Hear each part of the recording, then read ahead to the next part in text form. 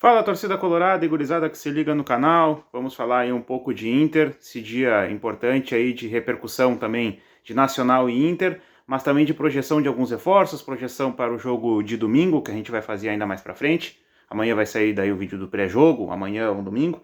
Mas vamos aí projetar aí algumas coisas que podem acontecer com o Inter na temporada e reforços que podem chegar. O primeiro deles, claro, o Ener Valencia, conhecido de todos, jogador de Copa do Mundo, jogador da seleção equatoriana, vai jogar agora amistosos contra Bolívia e Costa Rica e depois deve ser anunciado aí oficialmente como novo reforço do Internacional. O Inter projeta a estreia do Ener Valencia para o dia 9 de julho contra o Fluminense no Rio de Janeiro, 14ª rodada do Campeonato Brasileiro.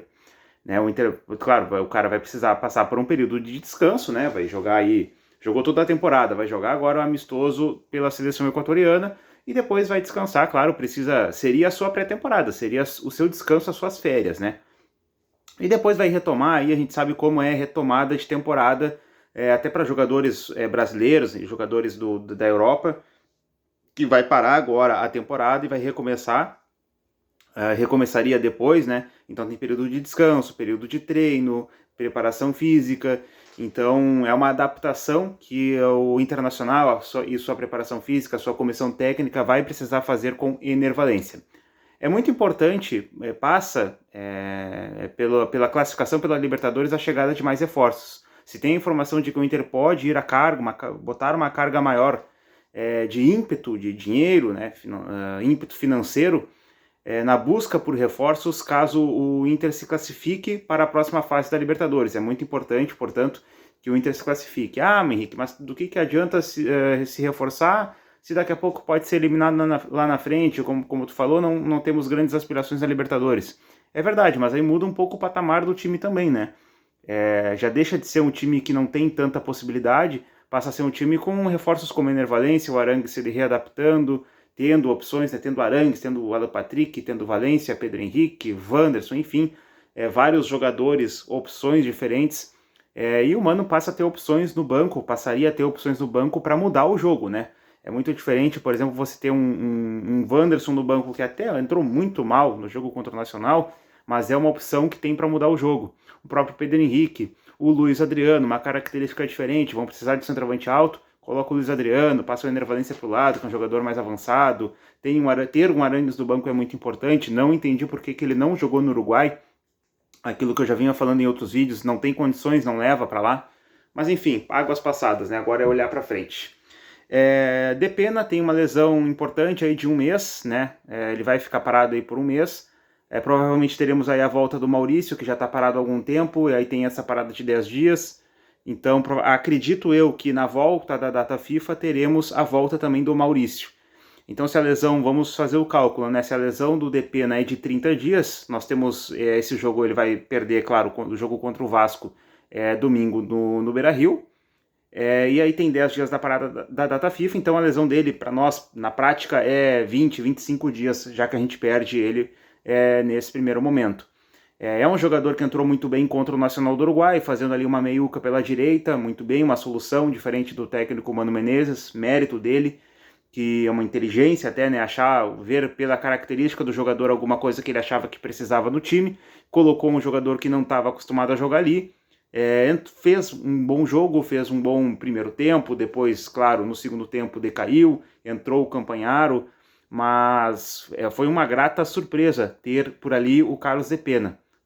Vai parar agora por um mês, né? Infelizmente essas lesões acontecem, a gente sabia que essas lesões viriam, o Inter com jogadores se lesionando muito pouco esse ano, o René teve algumas lesões aí, teve algumas lesões por aí, o Alemão, o próprio Luiz Adriano, mas seguimos aí com um elenco que nós temos, com os reforços que vão chegar.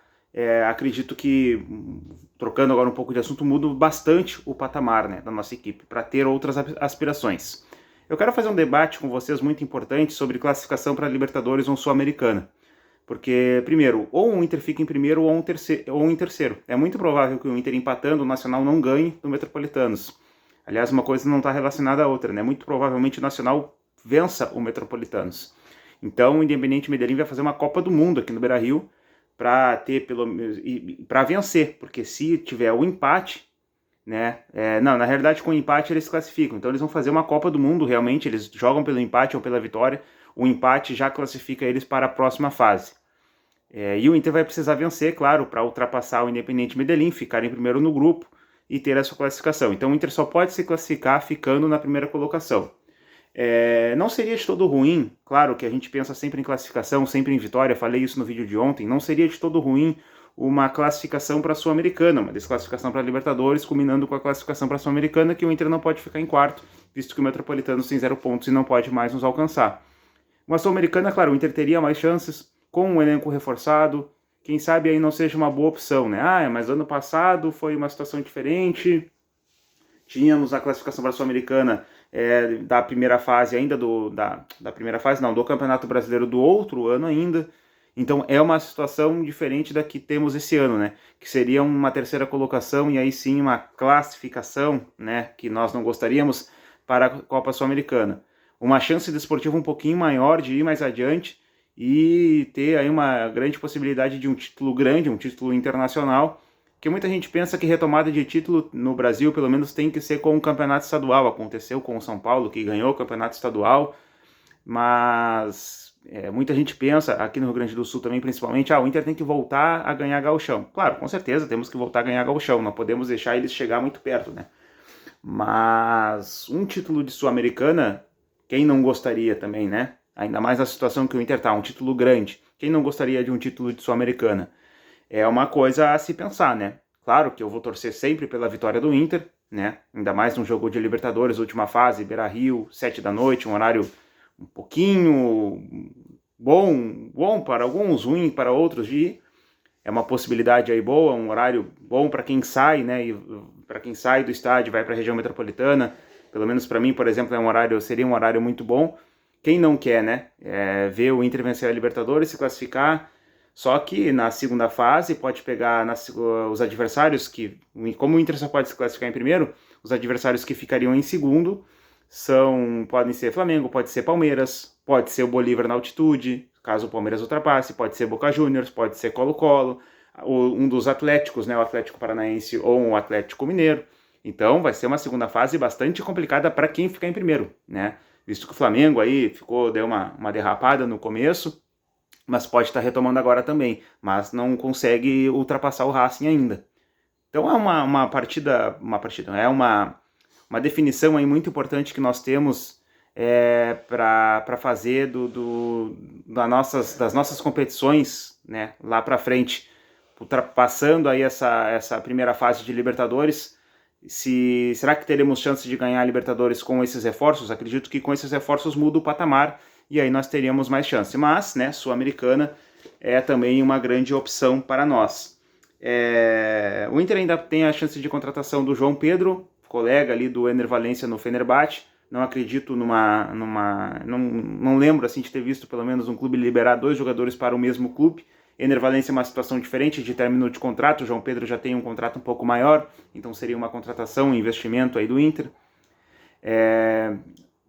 Como eu falei ali no começo do vídeo, o Inter vê na possibilidade de classificação para a Libertadores uma possibilidade de ir com um ímpeto financeiro maior no mercado para a contratação desses reforços.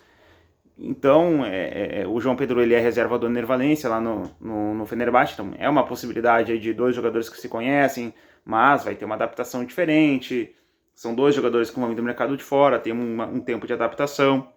Não vão achando vocês, e nós, torcida colorada, que o Ener Valencia vai chegar metendo gol, tendo atuações brilhantes, porque ele vem de outro mercado, vem de outra competição, vem de outro tipo de calendário. Então é uma adaptação física diferente, uma preparação física diferente, competição diferente, é quarta domingo, com pouco descanso, lá na Turquia é diferente. Então tem o tempo de adaptação que, por exemplo, o Alan Patrick teve, o Luiz Adriano está tendo agora, entendeu? Então são coisas que vão melhorando com o passar do tempo, mas quem sabe, eu não sei se esse ano a gente vai ter retorno, né? Eu acho que uma Sul-Americana já apresenta para nós uma possibilidade diferente nisso, né? Mas enfim, domingo temos a nossa live, né? Não se esqueçam da nossa live no domingo, tá? Domingo às 21 horas, dia 11 às 21 horas. Pix do canal tá na descrição do vídeo, vai nos ajudar bastante também se tu fizeres isso, nos ajudar e vai nos ajudar bastante, né? Qualquer contribuição aí para nós é muito importante.